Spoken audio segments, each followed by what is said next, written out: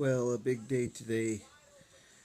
The nerve blocker came out this morning and we were able to take the dressings off and finally take a shower to where I'm feeling somewhat human again. Been managing the pain with a pain pill every 5 hours. Here's what it looks like so far. Looks pretty good.